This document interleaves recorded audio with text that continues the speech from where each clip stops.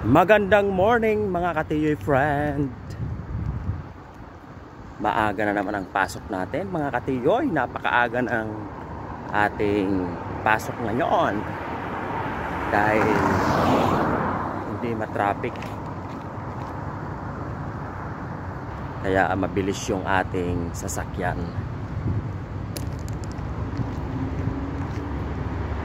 Mas maaga, mas maganda, di ba? Kapag tayo ay magtatrabaho, makakapag-relax tayo sa ating pupuntahan.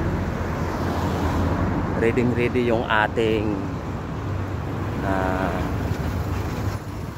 katawan, tsaka relax na relax yung ating pag-iisip kapag maaga tayo pupunta sa ating work.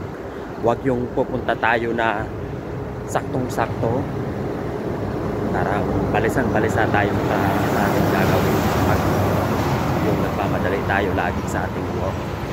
Kaya ito yung lagi kong ginagawa mga kaibigan, laging maaga, lagi akong maagang pumupunta sa ating pagtatrabaho para pagdating ko doon sa warehouse, magkakape-kape muna tayo, almusal, habang relax natin yung ating katawan, habang iniisip natin yung mga pasunod-sunod nating gagawin sa trabaho. O di ba? Kapag meron tayong plano sa ating trabaho, abay madali natin matapos 'yan. Di ba? Hello mga kaibigan, mga katiyoy friend. Kumusta kayong lahat? Lahat ng mga OFW, mga kapwa kong nagtatrabaho sa ibang bansa.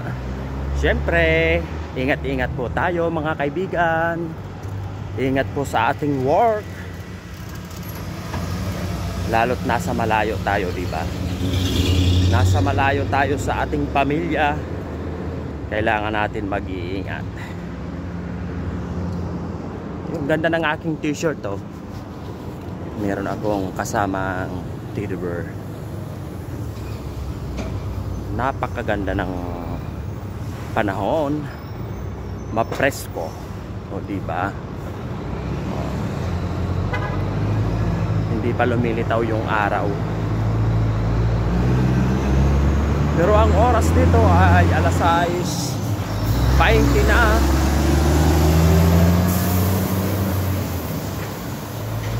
(6:20 AM) ang ating time. Pero ba't kaya wala pa si araw? Baka nahihiya lang lumabas.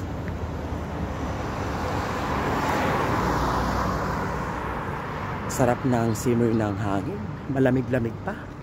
Tsaka tingnan nyo yung kalsada, oh. Walang ka-traffic. Kahit maglakad ka sa gitna ng kalsada.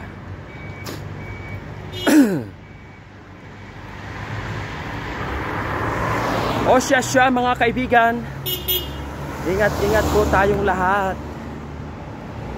Sa lahat ng aking mga kapamilya dyan sa Pinas, at sa lahat ng mga OFW.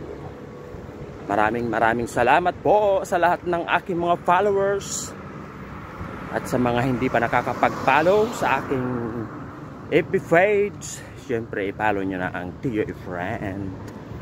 Syempre meron din tayo sa ating YouTube channel, ang ating Tiyoy Friend.